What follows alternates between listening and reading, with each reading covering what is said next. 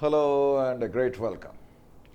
Financial account CMA group 1 का ये पहला सेशन है और बेसिकली हम इसको इंट्रोडक्टरी सेशन के नाम से टाइटल करते हैं और उसका रीज़न सिंपल है क्योंकि इस पर्टिकुलर सेशन में बेसिकली आपके और हमारे दरमियान जो वार्ता होगी वो इस बात पर रिवॉल्व करेगी कि ये जो कोर्स है फाइनेंशियल अकाउंटिंग का, इसकी प्रिपरेशन स्ट्रेटेजिकल मेथडोलॉजी क्या होगी, किस तरीके से हमने इस कोर्स की तैयारी करनी है, हमारा कंटेंट क्या है, क्या हमें कोई रेफरेंस बुक फॉलो करनी है, क्या मॉड्यूल हमें फॉलो करना है या नहीं करना है, और हमारे जो प्रिपरेशन है उस प्रिपरेशन के जो फेजेस होंगे वो किस तरीके से होंगे। तो इन तमाम चीज़ों पर चर्चा हम करेंगे इस पर्टिकुलर सेशन में। आइए स्टार्ट करते हैं। जैसा कि कुछ लम्हा पहले मैंने कहा कि ये जो कोर्स है सीएमए फाइनेंशियल अकाउंटिंग ग्रुप 1 का, तो सबसे पहले हम ये देखने की कोशिश करेंगे, यहाँ पर मैंने लिखा है सीएमए ग्रुप 1 फाइनेंशियल अकाउंटिंग, आपके कोर्स का कंटेंट क्या है।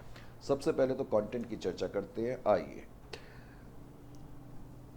सेक्शन ए अकाउंटिंग बेसिक्स यहाँ पर लिखा हुआ है, करेक्ट, और उसके आगे 25 मार्क्स हैं। मुझे बताने की ज़रूरत नहीं कि इस पर्टिकुलर यूनिट को, जो आपका फाइनेंशियल अकाउंटिंग का कोर्स है, उसके कुल 4 सेक्शंस हैं और फर्स्ट सेक्शन ए जो है उसको 25% मार्क्स अलॉट करे गए हैं। इस पर्टिकुलर सेक्शन में जो टॉपिक्स आपको करेंगे, एक तो कुछ थियोरेटिकल टॉपिक्स हैं जैसे कि meaning, scope and significance of accounting, accounting principles, concepts and conventions. उसके अलावा कैपिटल और रेवेन्यू ट्रांजैक्शंस हैं। उसके अलावा इसी यूनिट के अंदर आपको डेप्रिसिएशन और रेक्टिफिकेशन का चैप्टर भी करना होगा। डेप्रिसिएशन, जैसा कि आपको मालूम है, अकाउंटिंग स्टैंडर्ड AS6 अब डिलीट हो चुका है और accounting standard AS6, to be very honest with you, अब वो AS10 के अंदर समा गया है। AS10 जिसको कि आजकल हम प्रॉपर्टी, प्लांट एंड इक्विपमेंट के नाम से जानते हैं। इसका मतलब है डेप्रिसिएशन का जो चैप्टर है basically that is now covered by, first of all that is not covered by AS6, rather it is now covered by AS10। तो डेप्रिसिएशन में से आप एक क्वेश्चन डेफिनेटली एक्सपेक्ट कर सकते हैं। सिंपल चैप्टर है, कोई प्रॉब्लम की बात नहीं है। रेक्टिफिकेशन ऑफ एरर्स, इसमें से आप 4 मार्क्स का क्वेश्चन एक्सपेक्ट कर सकते हैं। हालांकि कभी कभी क्वेश्चन 8 मार्क्स के भी इसमें से पूछे गए हैं। रेक्टिफिकेशन ऑफ एरर्स में कई बच्चों को थोड़ा सा फोबिया रहता है, हमने अपनी तरफ से पूरी कोशिश करी है। इनफैक्ट वो चीज़ अभी मैं बाद में बातचीत करूँगा, क्योंकि अभी हमारा जो पहला पॉइंट है वो आपका कोर्स का कंटेंट क्या है, हम बेसिकली इसके बारे में बात कर रहे हैं। तो इस यूनिट के अंदर कुछ थ्योरेटिकल एस्पेक्ट्स हैं और उसके अलावा डेप्रिसिएशन और रेक्टिफिकेशन का चैप्टर है। उसके अलावा इसी यूनिट के अंदर आपको bills of exchange, consignment, joint venture and insurance claim का चैप्टर भी कवर करना है, करेक्ट। उसके बाद जहाँ तक सवाल है आपका सेक्शन बी का, preparation of financial statements.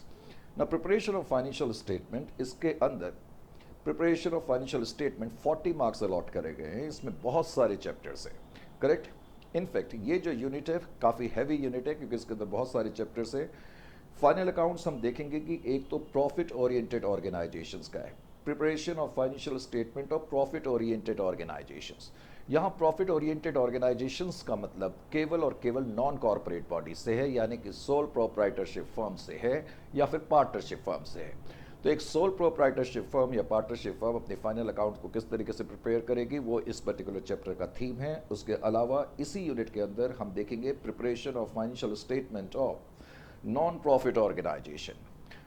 NPO आपने कई बार पढ़ा है, तो एनपीओ आपको मालूम है कि इनकम एंड एक्सपेंडिचर अकाउंट बनाते हैं और बैलेंस शीट बनाते हैं, तो यही इनके एक तरीके से फाइनल अकाउंट्स हैं।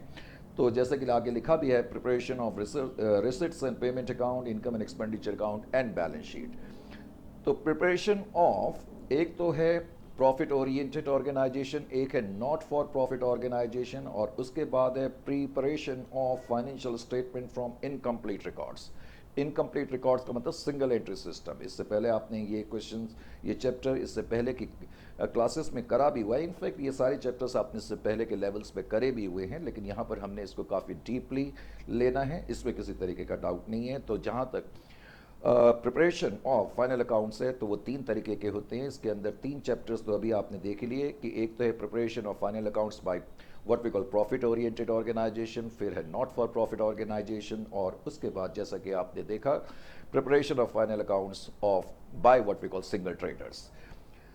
उसके बाद है पार्टनरशिप। अब पार्टनरशिप इतना बड़ा चैप्टर है कि मैं आपको क्या बताऊं। पार्टनरशिप के अंदर सब कुछ इन्होंने लिखा है, फंडामेंटल्स भी हैं, एडमिशन भी है, रिटायरमेंट भी है, डेथ भी है, उसके बाद डिसोल्यूशन भी है, इंसॉल्वेंसी भी है, अमालगमेशन ऑफ फर्म्स भी है, पीस मिल डिस्ट्रीब्यूशन भी इन्होंने रखा हुआ है, और sale of firms and conversion of firms भी लिखा हुआ है। आपका लंबा कोर्स है, पहले तो ये भूलना नहीं है। बल्कि पार्टनरशिप में अगर मैं सारे क्वेश्चन इन टॉपिक्स के ऐड कर दूं, एडमिशन के, रिटायरमेंट के, डेथ के, तो नियर अबाउट 250 से 300 क्वेश्चंस बनते हैं जो हमने अपने कोर्स में कवर कर रहे हैं। And we take pride in giving you the most comprehensive, widest, largest possible course. हमने वाइडेस्ट कवरेज करी हुई है, जिसके बारे में मैंने कहा कि अभी मैं थोड़ा बाद में बोलूँगा। अभी फ़िलहाल मेरा यहाँ पर मोटिव सिर्फ आपको ये बताना है कि आपके कॉन्टेंट्स क्या है, क्या क्या चीज़ें हमने पढ़नी है। तो आपने देखा अभी तक हमने जो चीज़ें देखी हैं उसमें देखा जाए तो डेप्रिसिएशन है, रेक्टिफिकेशन ऑफ एरर्स है, उसके अलावा बिल ऑफ एक्सचेंज है, कंसाइनमेंट है, जॉइंट वेंचर है, इंश्योरेंस क्लेम्स हैं। उसके अलावा हमने प्रिपरेशन ऑफ फाइनल अकाउंट्स देखा, profit oriented, not for profit oriented, और सिंगल एंट्री सिस्टम जिसको बोलते हैं अकाउंटिंग फॉर इनकम्प्लीट रिकॉर्ड्स। और उसके बाद अब हम पार्टनरशिप को देख रहे हैं। तो पार्टनरशिप के अंदर मैंने कहा तुम्हें एडमिशन भी पढ़ना है, रिटायरमेंट भी, डेथ भी, उसके अलावा डिसोल्यूशन में सिंपल डिसोल्यूशन, इंसॉल्वेंसी भी हम देखेंगे, ऑल पार्टनर इंसॉल्वेंसी भी हम देखेंगे, सेल ऑफ फर्म्स भी देखेंगे, अमालगमेशन भी, सेल, और उसके अलावा फिर हम सेल ऑफ फर्म्स भी देखेंगे, कन्वर्जन ऑफ फर्म्स भी, और फाइनली फिर पीस मिल डिस्ट्रीब्यूशन भी हमने इसमें कवर करना है। तो पूरी पार्टनरशिप मैंने कहा बहुत अपने आप में बड़ा है, नियर अबाउट 250 टू 300 क्वेश्चंस इसमें हमें कवर करने होंगे, करेक्ट। उसके अलावा फिर सेक्शन सी है आपका। सेक्शन सी के अंदर जो टॉपिक्स हैं आपके, एक तो सेल्फ बैलेंसिंग लेजर है, ये छोटा चैप्टर है, लेकिन कई बच्चों को इस चैप्टर को समझने में थोड़ी सी प्रॉब्लम भी आती है, उतना इजी नहीं है। रॉयल्टी अकाउंट्स हैं, hire purchase installment systems and branch account. अब ब्रांच अकाउंट में ही हमने near about more than 100 questions cover up करे। हायर परचेज में भी हमारे कम से कम 40 से 50 क्वेश्चन है। रॉयल्टी अकाउंट्स जो कि बहुत छोटा चैप्टर वैसे अदरवाइज है, इसमें भी हमने नियर अबाउट 15 क्वेश्चंस की कवरेज रखी है। और सेल्फ बैलेंसिंग लेजर में भी हमारे तकरीबन नियर अबाउट 25 टू 30 क्वेश्चंस हैं। मैंने आपको कुछ लम्हा पहले बोला भी कि we believe in giving you the widest possible coverage, and that is exactly what we do. उसके अलावा फिर सेक्शन डी है आपके कोर्स में, जिसमें कि एक तो कंप्यूटर से रिलेटेड आपका चैप्टर है, कंप्यूटराइज्ड अकाउंटिंग। इस यूनिट के 15 मार्क्स हैं, लेकिन इसके अंदर दो चीज़ें आती हैं। एक तो कंप्यूटराइज्ड अकाउंटिंग सिस्टम जो कि प्योरली थ्योरेटिकल है, और उसके अलावा अकाउंटिंग स्टैंडर्ड हैं। 5 अकाउंटिंग स्टैंडर्ड आपके कोर्स का पार्ट है। AS1, AS2। AS1 का जो ताल्लुक होता है वो डिस्क्लोजर ऑफ अकाउंटिंग पॉलिसीज से होता है। उसके अलावा AS2 इन्वेंट्री वैल्यूएशन। AS7 जो है कंस्ट्रक्शन कॉन्ट्रैक्ट से डील करता है। AS7 जो है रेवेन्यू रिकग्नाइजेशन से डील करता है। और AS10 जो कि मिनिस्ट्री ऑफ कॉर्पोरेट अफेयर्स के द्वारा, जैसा कि मैंने बताया, रिवाइज्ड स्टैंडर्ड है। और AS10 को किसी ज़माने में हम फिक्स्ड एसेट के नाम से जानते थे, आजकल हम प्रॉपर्टी, प्लांट एंड इक्विपमेंट के नाम से जानते हैं। इनफैक्ट AS10 के अंदर ही हम डेप्रिसिएशन का पार्ट भी पढ़ेंगे, करेक्ट। तो ये तो हैं आपके कोर्स के कंटेंट। अब इन्हीं कंटेंट को मैंने थोड़ा ओपन करके लिखा है। और उसके अलावा अब पॉइंट ये भी बनता है कि जो इतने सारे चैप्टर्स हैं उसको किस ऑर्डर में आपने करना है। ऑर्डर निहायत इंपॉर्टेंट है, करेक्ट। एक पर्टिकुलर ऑर्डर में चैप्टर को करने से समन्वयता और लय बनी रहती है, और वो लय होना बहुत ज़रूरी है। तो सबसे पहला जो चैप्टर आप करेंगे, ब्रांच अकाउंट्स करेंगे। ब्रांच अकाउंट में मैंने कहा क्योंकि इसमें ब्रांच अकाउंट है, ब्रांच अकाउंट अपने आप में बहुत बड़ा चैप्टर है। और मैंने जैसा कि कुछ लम्हा पहले कहा, इसमें हमने 3 चीज़ें करी हैं। एक तो ब्रांच अकाउंट, फॉरेन ब्रांचेस, और AS11। क्योंकि AS11 हालांकि इसमें यहाँ अलग से लिखा नहीं है, लेकिन हमने AS11 क्योंकि उसका ताल्लुक फॉरेन ब्रांचेस से है। लेकिन ब्रांच अकाउंट में जो आपके क्वेश्चंस अधिकतर पूछे गए हैं, हमने जो एनालिसिस करा उसमें ये भी देखा कि फॉरेन ब्रांचेस से बहुत रेयर केस में कोई क्वेश्चन आया है। वैसे तो आया ही नहीं है, और आया है तो बहुत रेयरली आया है। तो ब्रांच अकाउंट्स में बहुत, मैंने कहा, वाइडेस्ट कवरेज है। नियर अबाउट 105 या 110 क्वेश्चंस की हमने कवरेज करी हुई है। और इस पर्टिकुलर चैप्टर में मैंने कहा कि आप इस ब्रांच अकाउंट्स में, इनफैक्ट ब्रांच अकाउंट्स को जब आप स्टार्ट करेंगे तो आप देखेंगे कि हमने इसमें सेक्शन वाइज बांटा है। जैसे section A, B, C, D, इस तरह से। अब सेक्शन A जैसे डेटर सिस्टम से है, फिर स्टॉक एंड डेटर सिस्टम से है, उसके बाद होलसेल ब्रांच सिस्टम है, फिर इंडिपेंडेंट ब्रांच सिस्टम है, इसी तरह फिर फॉरेन ब्रांचेस हैं। तो आप फॉरेन ब्रांचेस को भी पढ़ें। हालांकि हमने फॉरेन ब्रांचेस बहुत डीपली कवर करा है, लेकिन in the context of your syllabus you can have elementary view of foreign branches, लेकिन बाकी सेक्शंस को at least till up to wholesale branch तक आप बहुत कॉम्प्रिहेंसिवली इसको स्टडी करेंगे।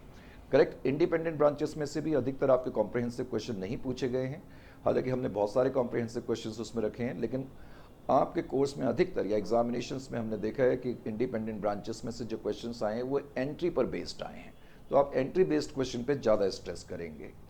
डिपार्टमेंटल अकाउंटिंग में हमारे शायद 4 सेक्शंस हैं, टोटल 4 सेक्शंस हैं, और इसमें भी तकरीबन हमने 40-45 क्वेश्चंस कवर करे हुए हैं।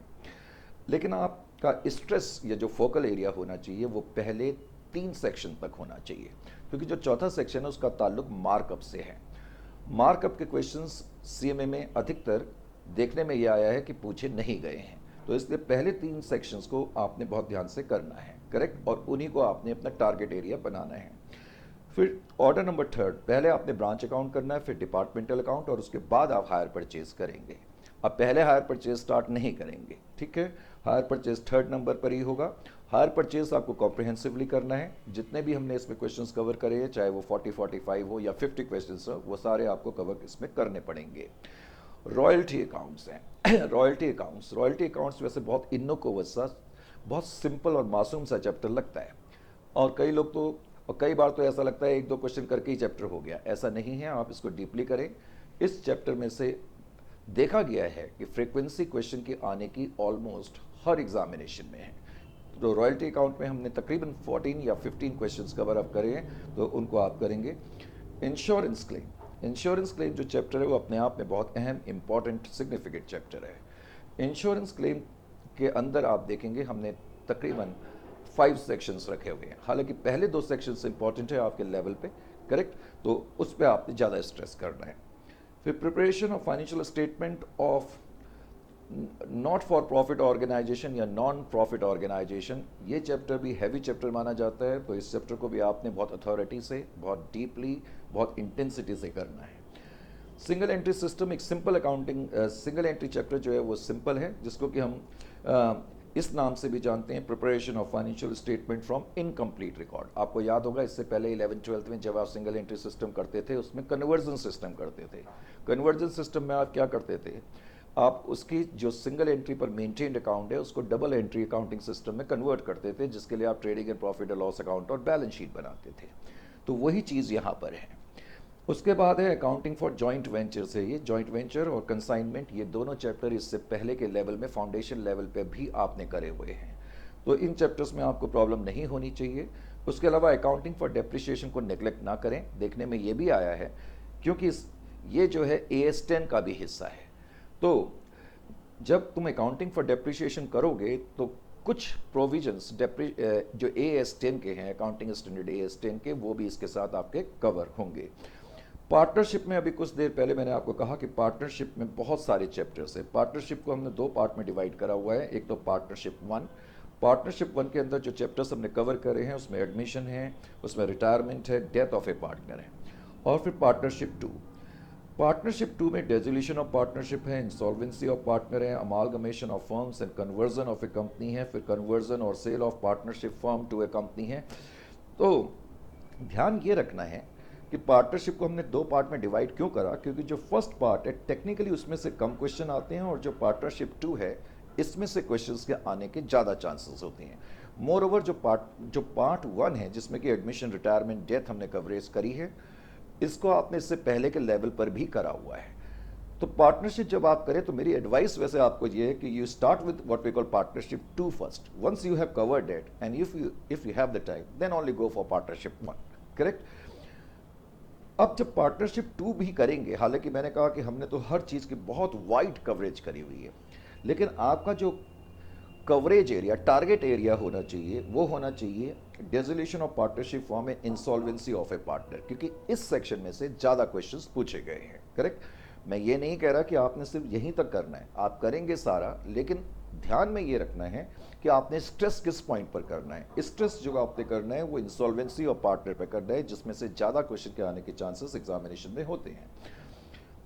फिर है preparation of financial statement, final accounts, और इस चैप्टर का बेसिकली मतलब है preparation of financial statement of profit oriented enterprises. इससे पहले जो आपने 11th-12th में फाइनल अकाउंट्स बनाए हैं वही आपका कोर्स का पार्ट है, बस डिफरेंस इतना है, अगर आप सोचते हैं कि इस चैप्टर में से आपको trading and profit and loss account या बैलेंस शीट बनाना पूछा जाएगा तो वो नहीं पूछा जाएगा।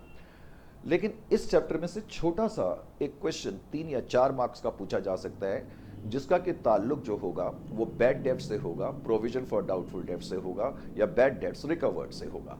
तो इस बात का ध्यान रखना है कि इस चैप्टर में से कोई आपको लॉन्ग क्वेश्चन नहीं पूछेंगे, हालांकि हमने लॉन्ग क्वेश्चंस कवर करे हैं, लेकिन एट द सेम टाइम आपको ये मालूम होना चाहिए, प्रिपरेशन स्ट्रेटेजी का यही मतलब है कि हमारी बड़ी प्रिसाइसिव स्टडी होनी चाहिए। प्रिसाइसिव से मतलब है टू द पॉइंट स्टडी, यानी कि डीप स्टडी तो होनी चाहिए, लेकिन सिर्फ डीप स्टडी करने का फायदा नहीं है अगर हमें यह पता नहीं कि फोकल एरिया, स्ट्रेस करने वाले एरिया कौन से हैं।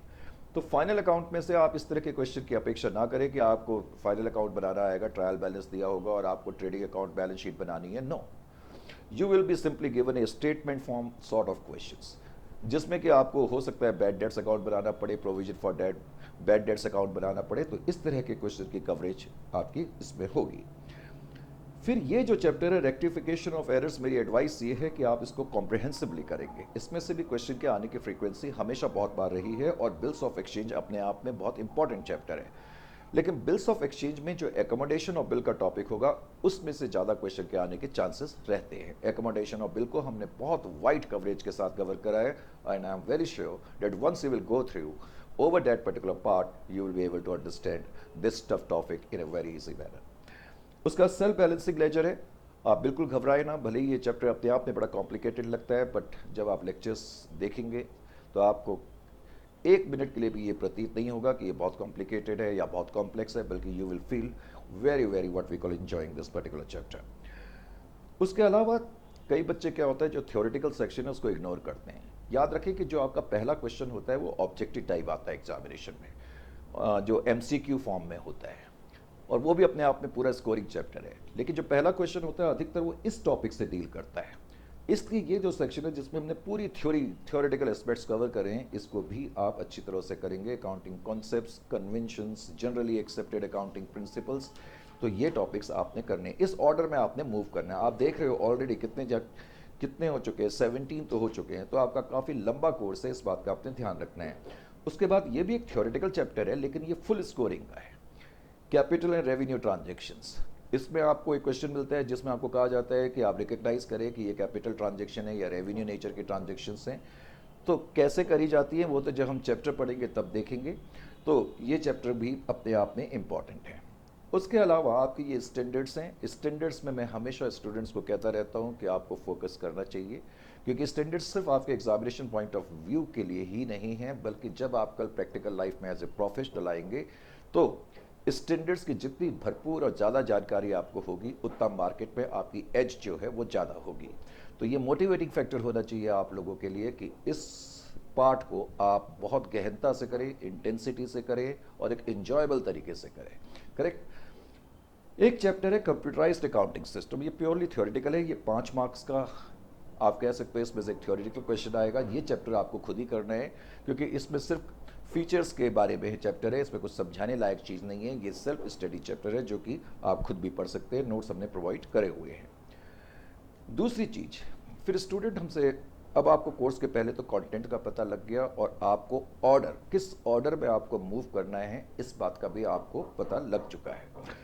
तकरीबन 20 टॉपिक्स तुम देख रहे हो, 20 चैप्टर्स हैं, तो लॉन्ग चैप्टर्स है, लॉन्ग कोर्स है, हैवी कोर्स है, तो इसलिए आपको ये ध्यान रखना होगा कि कौन से एरिया है जिसपे हमने स्ट्रेस करना है, कौन से चैप्टर्स है जिसपे हमने ज़्यादा स्ट्रेस करना है। हालांकि इंटेंसिटी हर चैप्टर के प्रति पूरी होनी चाहिए। उसके अलावा कई बार स्टूडेंट हमसे क्वेश्चन ये करते हैं, सर क्या हम किसी मॉड्यूल को, पहले तो हम मॉड्यूल जो हमारा है, या पहले तो कई बार बच्चे क्वेश्चन करते हैं सर कोई रेफरेंस बुक फॉलो करनी है। मैंने अभी कुछ लम्हा पहले आपसे कहा कि we believe in giving the widest possible coverage, and if we happen to be one of the largest selling faculties, तो उसका कोई रीज़न होगा, क्योंकि ऑनलाइन में आप लार्जेस्ट सेलिंग फैकल्टी या ब्रिस्क सेलिंग फैकल्टी तब तक नहीं हो सकते जब तक आपको स्टूडेंट फ्रेटर्निटी का ट्रस्ट हासिल ना हुआ हो। If student fraternity is trusting you, then only you could have what we call very large amount of sales. And I feel absolutely proud that I can say with what we call great authority that we happen to be one of the one of the best selling faculties. अब उसका reason इसके लिए सबसे पहले तो मैं ये कहूँगा कि we are very thankful to the student fraternity who have showered upon us so much of trust and love and affection. और उसके सबूत भी मैं आपके पेश करूँगा। ये जो शीट्स है इसमें आप देखेंगे कि कुछ मैसेजेस स्टूडेंट्स ने हमने लिखे हुए हैं। हालांकि मुझे टाइम नहीं मिला और ये मैंने केवल एक ही साइट से अभी इनको डाउनलोड करा है, और मैं ये भी बताऊँगा कि कौन से साइट से आपको हमारे कोर्सेज लेने हैं। लेकिन जो मैं अभी पॉइंट बता रहा था, तो आपको कोई रेफरेंस बुक की ज़रूरत नहीं है। इतनी वाइडेस्ट कवरेज हमने करी है and we have covered each and every aspect of the module, so you need not require to bother about that. आपको कुछ भी चिंता करने की ज़रूरत नहीं है। You simply fully and trustfully bank upon, विश्वास करें हमारे मटेरियल पे, हमारे कोर्स पे, हमारे ट्यूटोरियल पे, और निश्चिंत होकर के करें। करेक्ट। अब रहा सवाल मॉड्यूल का, क्या मॉड्यूल को फॉलो करें या ना करें। ऑनलाइन कोचिंग में ये क्वाइट ऑब्वियस है कि जब कोर्स की प्रिपरेशन होगी और ख़ास तौर से जब वाइड डीप कवरेज होगी, तो हमारी कोशिश उसमें यही रहती है कि मॉड्यूल के जितने भी क्वेश्चंस हैं, करेक्ट, उनकी हम कवरेज इसमें कर दें। तो on the basis of this मैं अब आपसे कह सकता हूँ कि आपको अननेसेसरली मॉड्यूल को टच करने की ज़रूरत नहीं है। हालांकि ये हमारी एडवाइस है। अगर आपका टाइम है, वक्त है, तो आप भले ही देख लें, लेकिन जब आप करेंगे तो आप देखेंगे कि सारे क्वेश्चंस उसके कवर्ड हैं, उसका अलग से कोई फ़ायदा नहीं है।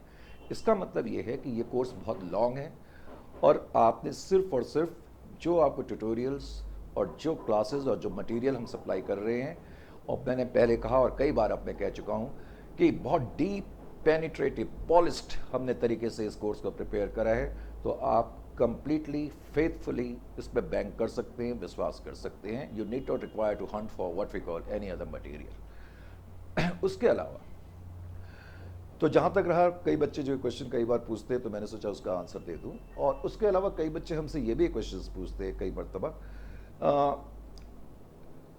कि हमारी जो प्रिपरेशन स्ट्रेटेजी होनी चाहिए, कितने बार कोर्स करें सर, एक बार, दो बार, तीन बार। और जब ये क्वेश्चन बच्चे पूछते हैं, I feel it pretty amusing. मैंने अभी कहा कि ये बहुत वाइड कोर्स है, लॉन्ग कोर्स है, आप देख ही रहे हो इतने सारे टॉपिक्स हैं। तो आपकी प्रिपरेशन कैसे होनी चाहिए, इसको मैं बोलता हूँ 3 phase preparation. 3 phase PHASE, 3 phase preparation. पहली स्टेज पे तो आपको कंप्लीटली कॉम्प्रिहेंसिवली सारे टॉपिक्स को करना है, एक एक चीज़ को करना है। हालांकि जो चीज़ें मैंने बोली थी उसको आप छोड़ भी सकते हैं, जैसे कि मैंने आपको कहा था इंडिपेंडेंट ब्रांचेस में क्योंकि आपके एंट्री बेस्ड क्वेश्चन से आते हैं, तो आप एंट्री बेस्ड क्वेश्चन को ही स्ट्रेस करें, बाकी क्वेश्चन छोड़ सकते हैं। फॉरेन ब्रांचेस में से अधिकतर पूछा ही नहीं गया आज तक, तो आप उसको इग्नोर भी कर सकते हैं। जैसे डिपार्टमेंटल में मैंने कहा कि आपको पहले सेक्शन 3 तक करने हैं, मार्कअप को आप छोड़ सकते हैं। तो on the basis of this पहले आपको लेकिन कोर्स की एक बार कॉम्प्रिहेंसिव तैयारी करनी है। हर चैप्टर को आपने हर पूरे पैरामीटर्स के साथ पढ़ना है।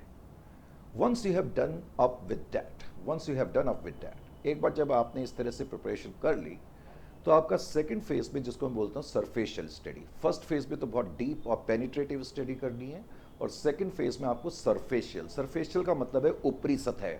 और ऊपरी सतह से मेरा क्या मतलब है, एक बार जब मैंने कोर्स कर लिया, तो दूसरी बार मैं क्या करूँगा, मान लेते हैं मैंने ब्रांच अकाउंट उठाया। अब ब्रांच अकाउंट का चैप्टर मैंने ओपन करा, मैं पहले सेक्शंस के अंदर क्वेश्चंस को देखूंगा, लेकिन मैं पेन और पेंसिल से, जिसको मैं इंग्लिश में बोलता हूँ इन ब्लैक एंड वाइट, उसमें मैं नहीं करूँगा, मैं सिर्फ क्वेश्चन की रीडिंग करूँगा। हाँ, अगर किसी पॉइंट पे मुझे लगता है कि इस क्वेश्चन को शायद मुझे करना उतना कॉन्फिडेंस नहीं है, तो तब मैं उसको करूँगा। यानी कि सेकेंड फेज में आप क्वेश्चंस की रीडिंग लेंगे, और अगर आपको लगता है कि ये सारे क्वेश्चन आप कर सकते हैं, उस क्वेश्चन को आपको ब्लैक एंड वाइट में करने की ज़रूरत नहीं है। सिर्फ और सिर्फ केवल ऐसे एरिया में या ऐसे क्वेश्चन में जहां आपको लगता है कि अभी हमें उतना कॉन्फिडेंस नहीं आ रहा, उसी क्वेश्चन को आप लिख करके सॉल्व करने की कोशिश करें। इसका मतलब सेकंड फेज में जब आप ये तरीका अपनाएंगे, तो आपका कोर्स जल्दी और क्विकली कवर अप हो जाएगा। और तीसरा फेज क्या है, तीसरा फेज है क्विक टाइम में सारे कंटेंट्स का रिवीजन। अब क्विक टाइम में सारे कोर्स का रिवीजन कैसे हो सकता है, एक तो तरीका आप ये अपना सकते हैं, जब आपने फर्स्ट और सेकंड फेज, ये तरीका तभी अपनाना है जब फर्स्ट फेज और सेकंड फेज कंप्लीट हो जाए। जब फर्स्ट और सेकंड फेज कंप्लीट हो जाए, तो थर्ड फेज में आपने क्या करना है, एक चैप्टर आपने लिया, मान लेते हैं आपने ब्रांच अकाउंट लिया, आप कुछ ना करें, आंख बंद करें और सोचें, विजुअलाइज करने की कोशिश करें कि इस चैप्टर में क्या क्या चीज़ें थी। आप याद करने की कोशिश करें कि इसमें कौन कौन से सेक्शन थे। सेक्शन ए डेटा सिस्टम से था, section B stock and data system से था। आप पहले विजुअलाइज करें, करेक्ट। फिर आप दिमाग में लाने की कोशिश करें कि सेक्शन ए के अंदर डेटा सिस्टम में हमें क्या करना पड़ता था, हम कौन सा अकाउंट बनाते थे, और हमें उसमें अकाउंट बनाने में किन किन चीज़ों का ख्याल, आपने मेंटली उसको विजुअलाइज करना है। फिर सेक्शन बी, फिर सेक्शन सी, मान लेते हैं सेक्शन डी का आपको याद नहीं आ रहा तो आप इमीडिएटली देख लें, फिर सेक्शन ई, फिर सेक्शन एफ एंड सो, यानी कि आपने मेंटल विजुअलाइजेशन करनी है कि उस चैप्टर में क्या था। This is the best way to revise very quickly the entire chapter, correct. लेकिन अगर किसी सेक्शन के प्रति आपको कॉन्फिडेंस नहीं लग रहा कि उसके सारे एस्पेक्ट मुझे पता है, तो तब आप उसकी एक बार रीडिंग ले लें।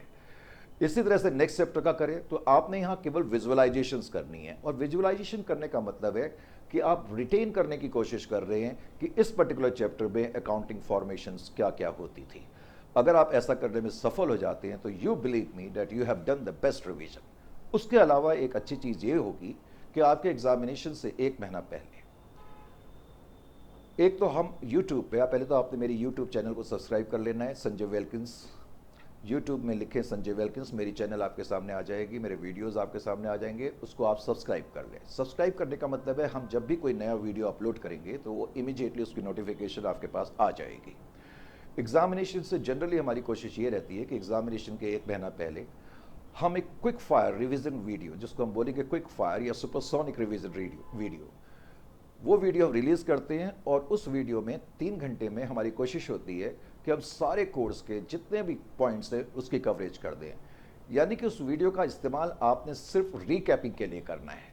इसका मतलब एग्जामिनेशन की रात को या एग्जामिनेशन से 1-2 वीक पहले आप उस वीडियो को देखें और आराम से बैठ के उसको सुने, एक एक कतरे को। You will find that each and every chapter is being revised. तो ये एक बेस्ट तरीका होगा। 3 फेज स्टडी से मेरा मतलब ये है। इसके अलावा आपको एक काम और करना होगा। एग्जामिनेशन के एक महीना पहले ही आपका इंस्टीट्यूट अपनी वेबसाइट पर मॉक टेस्ट सीरीज या रिहर्सल पेपर्स के नाम से एक सीरीज जो है वो रिलीज करते हैं। उस मॉक टेस्ट सीरीज को आप जरूर कर लें। उसमें 2 पेपर्स होते हैं, तो that will give you what we call both confidence and an idea that what sort of question you may face in the examination. तो ये एक तरीका होता है इस लेवल पे अपनी स्टडीज को प्रिपेयर करने का, करेक्ट।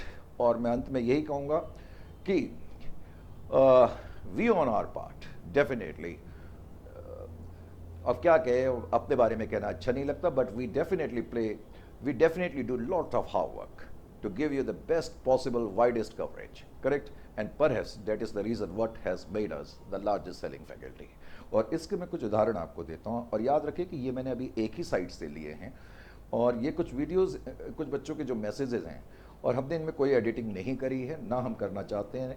तो ये स्टूडेंट रिव्यूज़ आप लिखा हुआ देख रहे हैं अपनी स्क्रीन पे, और ये स्टूडेंट ने जो वीडियोस भेजे हैं और सॉरी जो मैसेज भेजे हैं उसमें बकायदा डेट और टाइमिंग्स भी इनकी ये लिखी रहती है। इंटरनेट पे ये सब चीज़ें पॉसिबल है, और ये फीडबैक्स आप हमारी साइट पर भी देख सकते हैं। और कुछ फीडबैक्स मैंने निकाले हैं क्विक फायर टाइम में, करेक्ट। और कल परसों रिज़ल्ट आया है, और तो रिज़ल्ट आने के बाद के कुछ फीडबैक्स हैं, और कुछ फीडबैक अब मेरे को अच्छा नहीं लगता। ये कोई हमारी कोशिश ये नहीं है कि हम अपने को प्रोपोगेट करना चाहते हैं, अपने ऐड करना चाहते हैं। बेसिक रीज़न हमारा यहाँ पर ये है कि जो बातें अभी हमने कही तो हम उनको वेट यानी कि वजन देना चाहते हैं कि उसमें कितनी सच्चाई है। That is the best way to analyse, correct. तो श्वेता भारद्वाज ने लिखा है कि you are the best faculty. अब मैं क्विक फायर पढ़ रहा हूँ, मैं पूरा अब नहीं पढ़ूंगा, करेक्ट, जो उनके मैसेजेस हैं। और श्वेता भारद्वाज कहती हैं तो ये मैसेजेस इसलिए हैं क्योंकि they have felt complete comprehensive satisfaction and they are utterly satisfied. Shweta Bhardwaj ने लिखा है कि you are the best faculty for accounting subjects, I like your style वगैरह। मैं पूरा नहीं पढ़ रहा हूँ, थोड़ा थोड़ा सा ही पढ़ रहा हूँ क्योंकि बच्चों को मैंने वादा करा था मैं आपका नाम भी लूँगा। शेख मदीना ने लिखा है ग्रेट।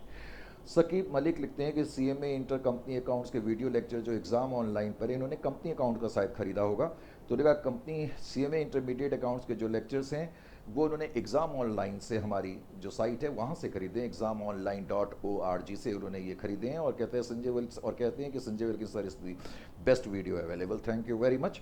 और इसी तरह नवीन सिंह लिखते हैं वेरी गुड एक्सपीरियंस, और उन्होंने और भी तारीफ़ के कुछ बुलबादे, लेकिन मैंने कहा वो ज़्यादा बातें करना ठीक नहीं है।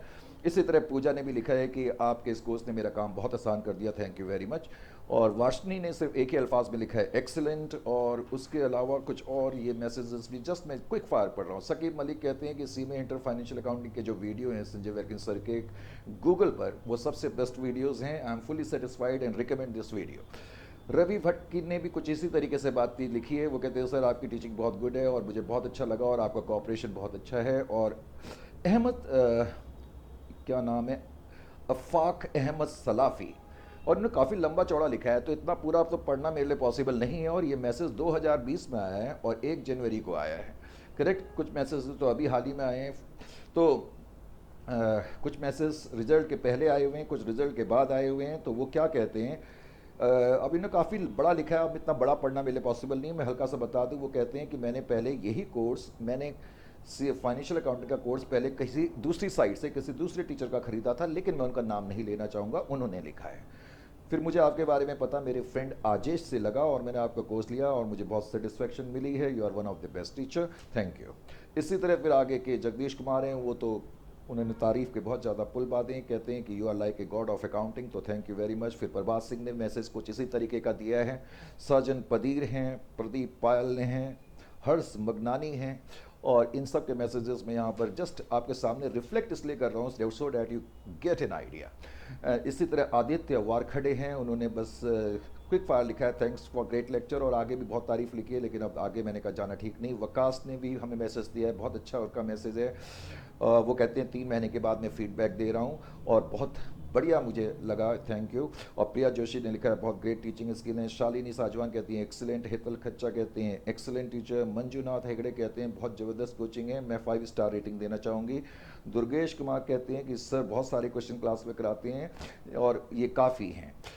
अब एक मैसेज ये आया है, इसमें नाम ही नहीं लिखा। ये कहते हैं कि गुड, हाँ मैं आर के पुरम दिल्ली से ही हूँ and you are not only the best teacher in Delhi but in entire India, thank you very much.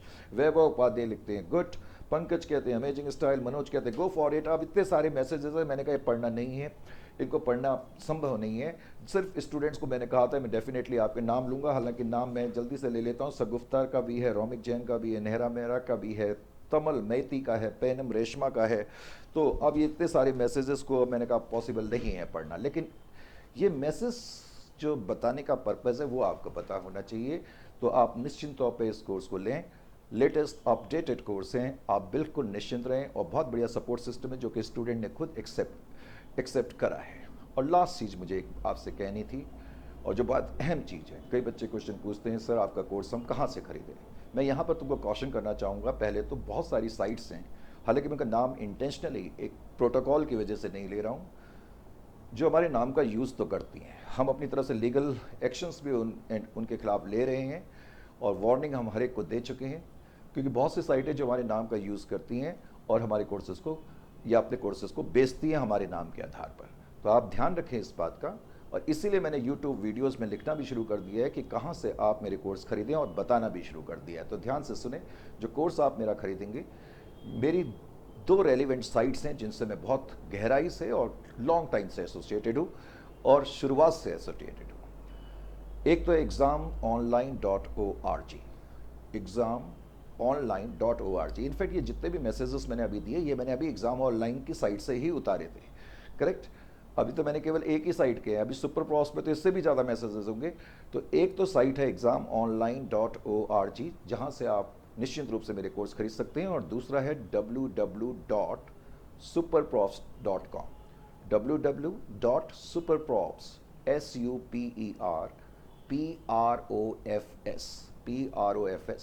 superprofs.com। ये मेरी दो जेन्युइन साइट्स हैं जहां से आप निश्चिंत होकर मेरा कोर्स खरीद सकते हैं, क्योंकि दोनों साइटों में सबसे बढ़िया चीज़ ये है कि इनका जो सपोर्ट सिस्टम है वो बहुत ज़बरदस्त है, बहुत अच्छा है, और स्टूडेंट ने बहुत तारीफ़ करी है। बहुत सी साइट्स ने हमारे को अपने कोर्सेज वो हमारे नाम लेकर के बेच रही हैं, तो इसलिए मेरी आपको एडवाइस ये है कि इन 2 साइट के अलावा आप किसी और साइट से हमारा कोर्स ना खरीदें। तो इस सेशन का बेसिक पर्पस मेरा यही था कि आपको ये बताना कि कंटेंट आपका क्या है, किस तरीके से हमने प्रिपेयर करना है अपने को इस पर्टिकुलर कोर्स के लिए, क्या हमारी स्ट्रेटेजी होनी चाहिए, क्या मेथोडोलॉजी होनी चाहिए, और जो हमारे मन में कुछ आशंकाएं होती हैं, कुछ सवाल होते हैं, उनका भी जवाब देने की हमने कोशिश करी। तो इस उम्मीद के साथ कि इस चर्चा से कुछ बेनिफिट आपने ड्राइव करा होगा, इस उम्मीद के साथ, और इस सेशन के सहारे आपको अपना निर्णय बनाने में भी कुछ आसानी होगी। तो इस उम्मीद के साथ अब हम इस सेशन को समाप्त करते हैं, ठीक है। So it's good night from here in Delhi.